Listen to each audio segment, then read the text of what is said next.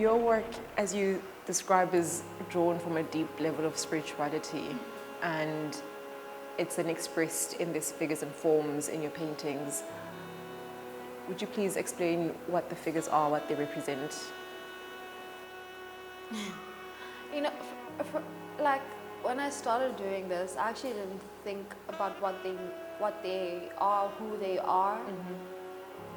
Yes, like firsthand you'd say it's a woman because a lot of them have breasts. Well, not a lot, all of them have breasts. That goes back to the matriarch of my family, like being raised in a very matriarch household, and just the relationships I have with the women in my life, and also my ancestors, because I firmly believe I'm deeply guided by fierce warriors. But like I feel like I translate what I feel, the energies that are around me, because I deeply miss and remember my great-grandmother, whom I'm named after. So yeah, I feel like that just ties back to, so it's like they're essential beings. It's like they're human, but of like some other world also. Yeah, there's just spiritual figures who play both parts. Human, a guide, your ancestor, your guardian angel, you know. What informs the palette that you choose to express in? I actually never think about the palette. Because I have seen sometimes when I tend to plan the palette, that's where I fail. Okay. Because thinking way too much actually just destroys and distorts the art. Yeah. So I just tend to actually go with what feels right at the moment. I'll be looking at like a tube of, paint, and yeah, I just take it from there. Sometimes it doesn't work, I cover it, sometimes it works, then I blend it with so many other colors. So yeah, I feel like, yeah, it's just like with the feeling of what goes through at that moment. Walk me through the first week of the residency, your first couple of days, couple of weeks. What does that feel like? What does that look like? When I landed, I wanted to go back home. And it was not like, oh my God, I hate it here. I was like, what am I doing here? I like already missed my mom, because this was like the furthest I've been away, away from her. And it was actually my first time also flying and outside the country. It was not like I'm going to Namibia. Yeah. I was going to a whole new continent, The week started, that's when the work was actually coming. We came here, she was showing me the studio. Then the next day went to buy materials. Then I had forgotten my raffia back home by mistake. Then like the day she's coming to pick me up, she's like, please go downstairs to the art shop to actually check if they have this fiber. Did I not like hang up? I was like, oh, okay, I will. I cried. I was like, what is she expecting of me? How am I going to communicate? I don't even speak French. Like, what if we don't I feel like I also like took the stereotypes of like how French people are like with their language. They love it. And of which I respect that and like I actually admire, And I actually cried. But I feel like I was hormonal there. Think about it. I was like, no way. Like I cried now I'm walking around here like I'm owning the place. But yeah, the first week was actually hard. I feel like also just like having to go buy my groceries. Oh my God, it was a mission. It was a mission. Like having to communicate, and some actually spoke little English, which I deeply appreciated, and some were like, no English. No. I'm trying to translate here. Please listen to what I'm trying to say. But the first week was definitely hard. Then we actually had a conversation, in the car, and she was actually just like letting me at ease. She was actually terrified that I was having these experiences. Remember, she was like so worried, and like I was like, actually, what am I doing? She spoke about, you know what, sometimes everything is in our head. You know, everyone is just going through what they're going through. You know, I might be thinking, you thinking of me, of how these concepts and conversations I've had, and like, you know, I'm projecting them onto other people. I was like, actually, no. Next day I went to the beach. I was scared to order ice cream. And I was like, no, let's go. Got my ice cream, went to the beach, sat there. I couldn't even go to the rocks. That's how like very frightened I was and very vulnerable I felt. Take me through your ritual.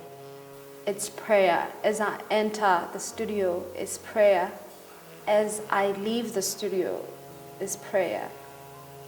And as I end the day and sleep, I end it with prayer. So it's just like it's giving thanks, you know, this gratitude constantly that everything is actually aligning for me, even if those days are not the best, but, you know, something beautiful is transpiring in my life. And how would you describe your relationship with Namaza? I don't want to say way too much because she's here right now. Well, I feel like she plays both a mother and a friend, and a sister also, you know. In some ways, she also reminds me of my aunts, you know. She has definitely, with this residency, she has definitely played a big role of being a mother. Yeah, my mom had to ensure that her baby was taken care of, you know. Otherwise, I'll be calling. But yeah, no, she has definitely played both a mother, a sister, and a friend. And yeah, she's a real one. Yeah. She's a real one.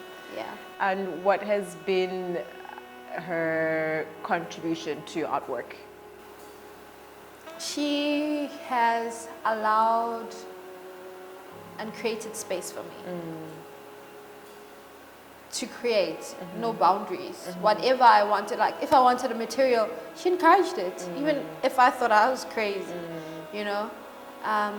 Like she just created space and allowed me to have this freedom of access, you know, creating these big works. And yeah, she never told me she hated this, she thinks I should add this, or, you know, she just allowed me to be, and I created. And every time she'd enter here, oh my God, son! That was it. Every time. Yeah. Okay. There's a lot of fluidity and ease in your works. Is it something that you do deliberately, or is it that like just comes out intuitively for you? People and energy. Energy is matter. Matter cannot be destroyed, can only be transformed. So it's like this frequency, this vibration. I always like, even with my sketches, I love like flow. It's constant. Like I feel like it just says so much about like the human, that is like it's constantly in change. Being the you know, the biological side, the cells like constantly destroying and like renewing themselves, just says so much about it. What defining moments have you experienced in the residency? I feel like there hasn't been any defining moment, because every moment has defined the next.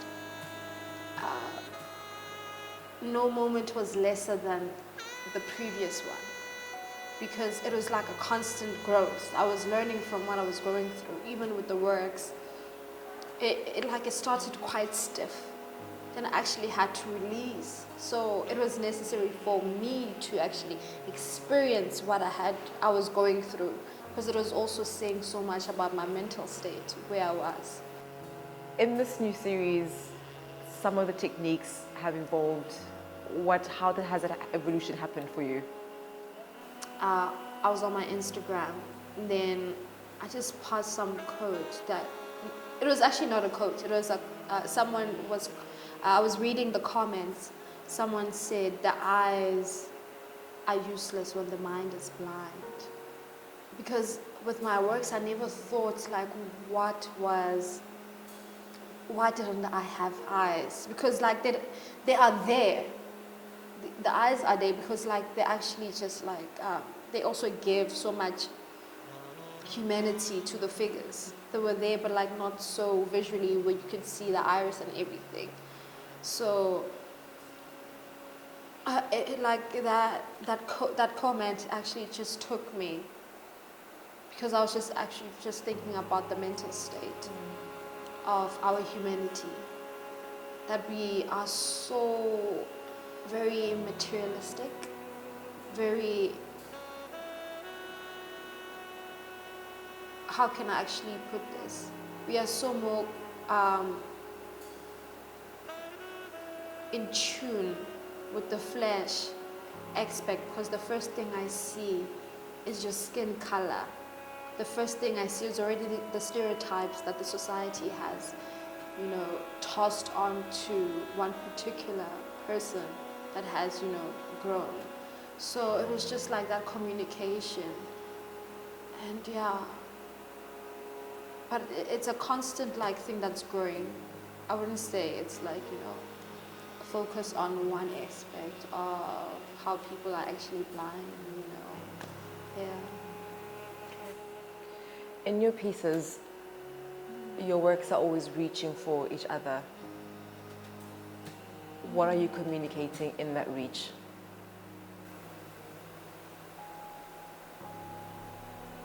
Well, thinking about it now, I'm just noticing with myself that like I'm always looking for something next. I feel like it just speaks so much to the human experience, that we are living now, but we're always constantly searching for the next. In a way, it's actually, just think about it, it's so funny. It's like we're longing for ourselves. It's like this loophole that we're chasing ourselves. Because you're never content with what is there, you know, always reaching for something other than. So in a way, it's also like this, it's a spiritual warfare, I would say.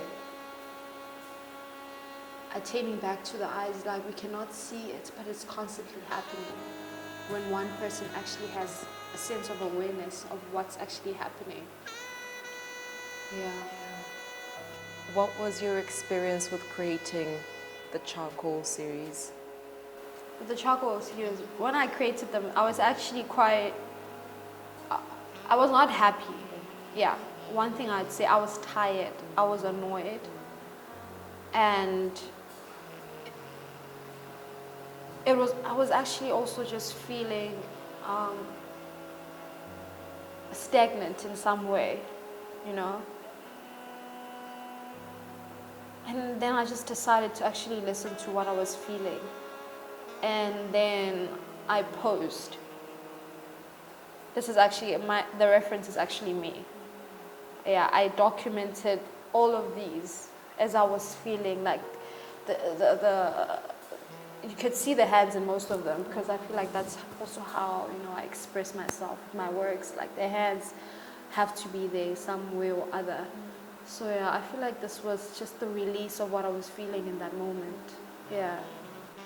I can imagine that coming from South Africa in a very sheltered household and moving into a new environment internationally,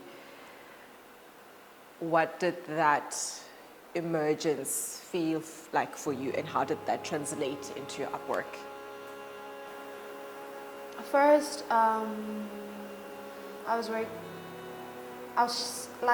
felt very cocooned. Mm-hmm. I don't want to release. I feel like I was just overwhelmed with so much happening all at once. Like I had a certain period of time where I had to create works, and I was not ready, you know.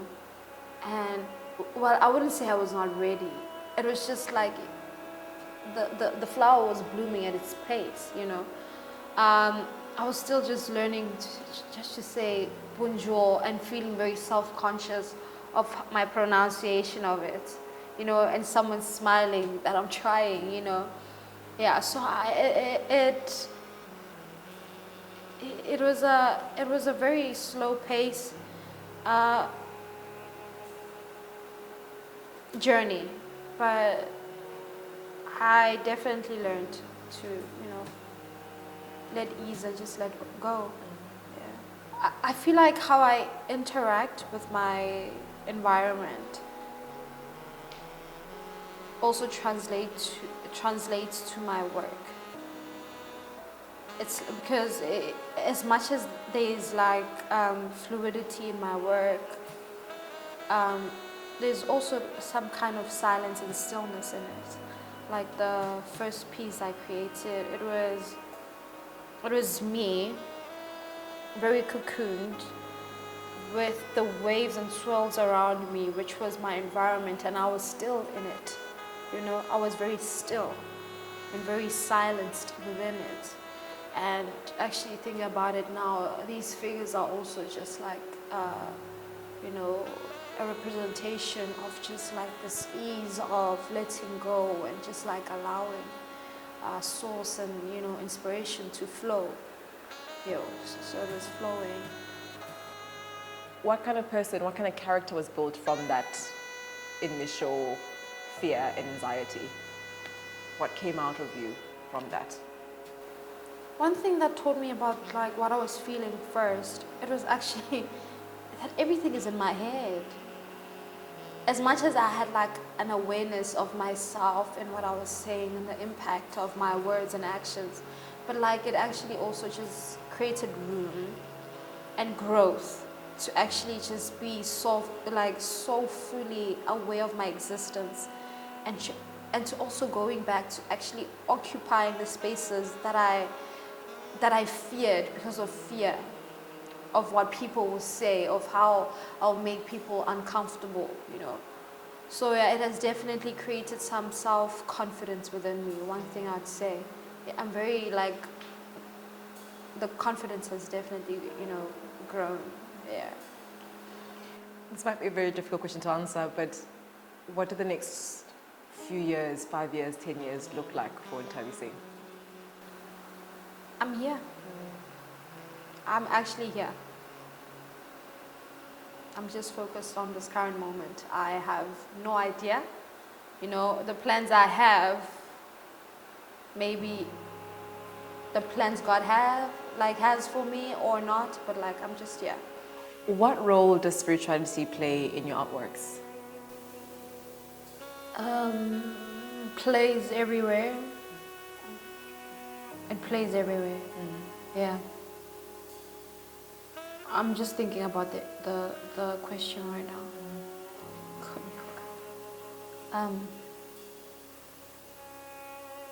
Because I feel like the foundation of the works is grounded in spirituality.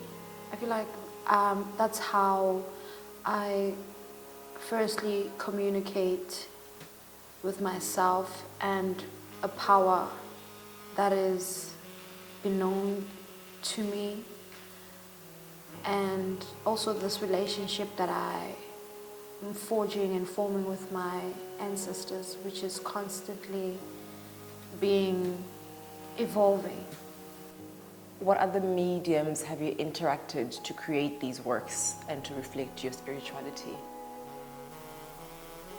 Well, with a lot of these works are oil, and then a few acrylic, then gold. I feel like with gold, I don't know where it comes from, but it always has to be there. I don't have a specific, and it's not like the aesthetic part of like I like how shiny it is. I just don't know.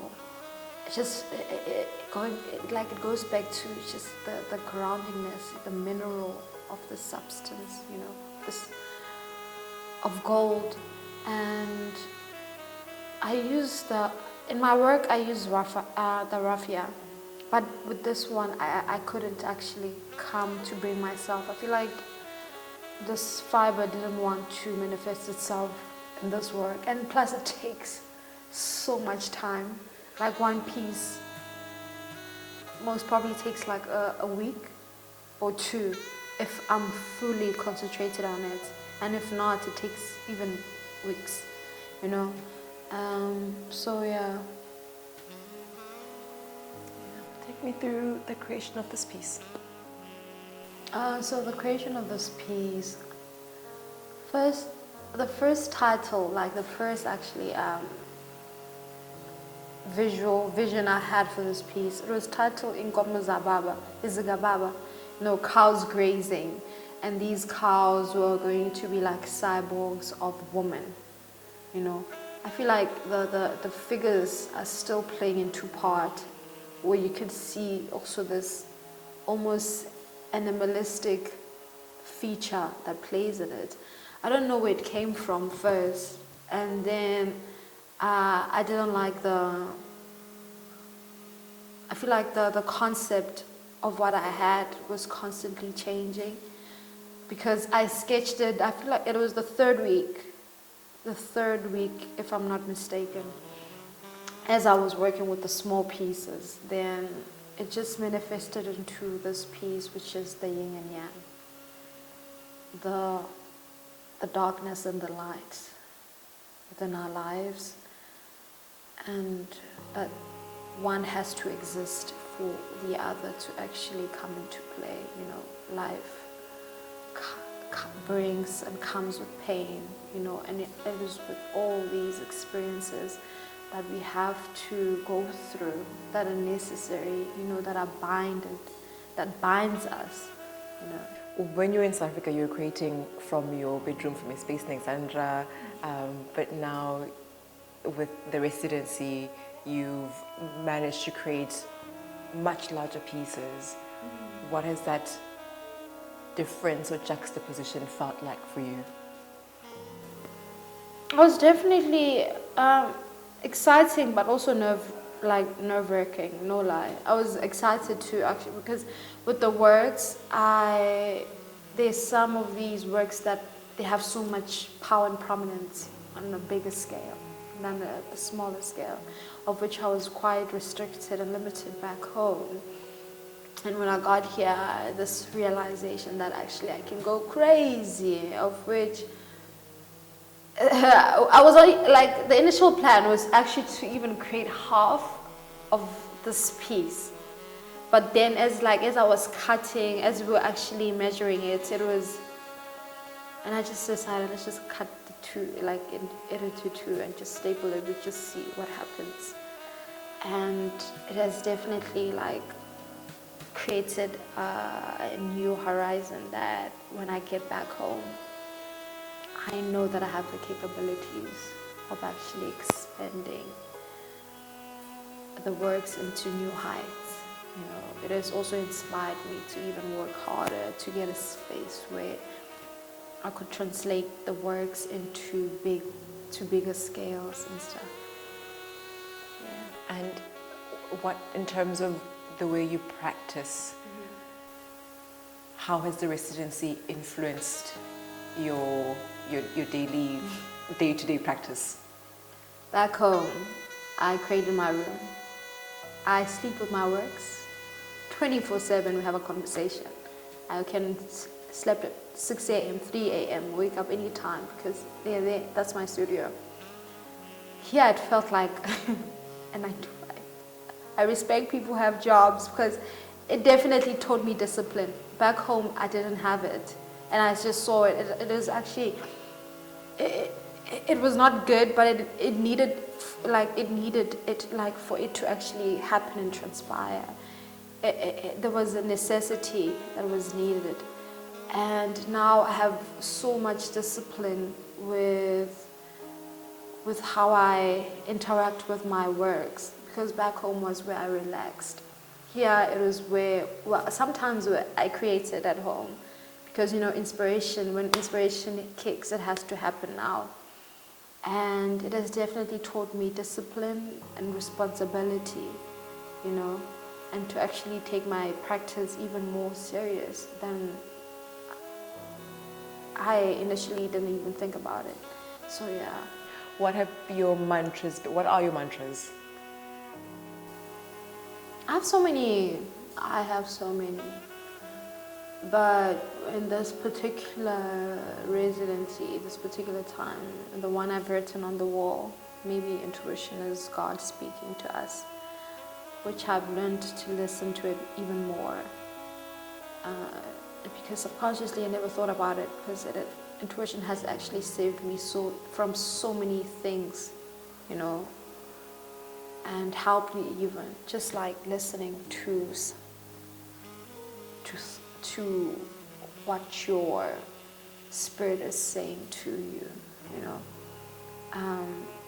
Even like there are moments where I create, sometimes I'd block what feels right because I have a particular aesthetic that I want for the work to go to, which is where the work doesn't want to go.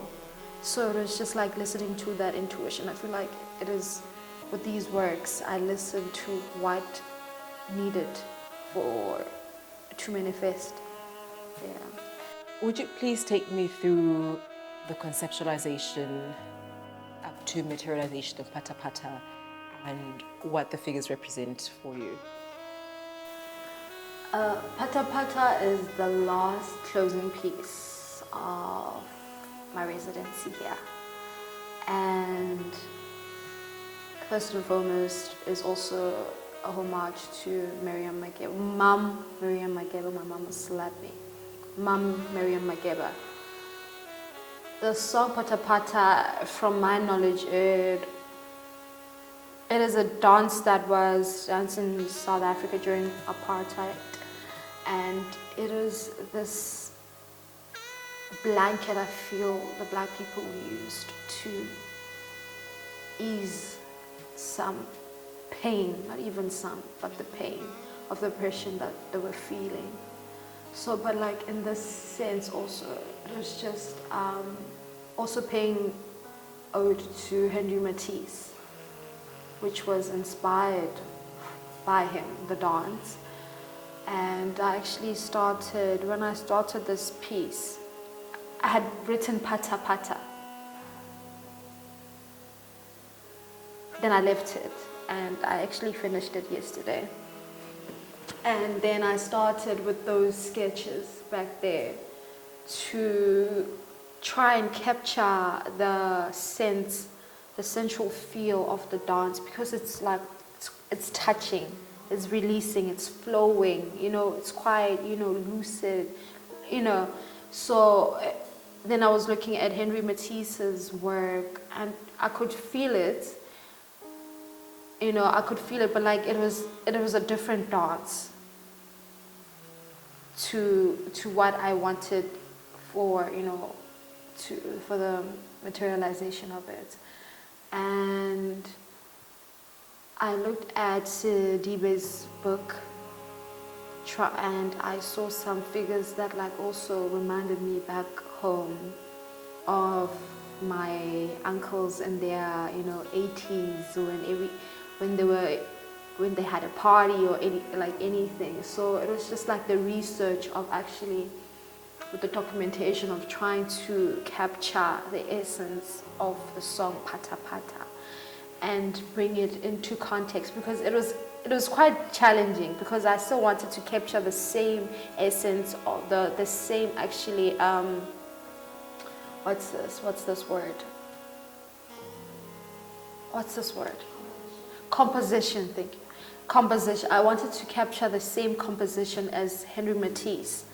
And with him, it was flowing. So with Pata Pata, as much as it's about touching, but it's only with two individuals, but it's more very central to one person, like the person actually feeling and just letting go of themselves. So it was like, how do I actually bring this piece, these figures connected?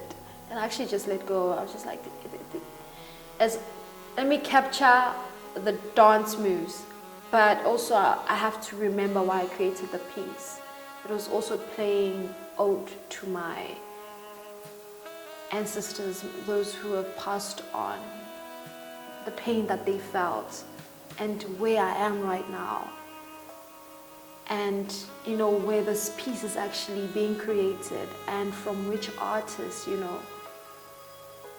the inspiration comes from. So it was just trying to actually just bring this recollection of paying, as much as paying respect and inspiration to Henry Ortiz, but also paying ode to my ancestors, those who have experienced so much pain, but like now actually rejoicing it and materializing it into so much happiness. And so yeah, it was just a bit like a beautiful closure to the residency. It was just a giving thanks, you know.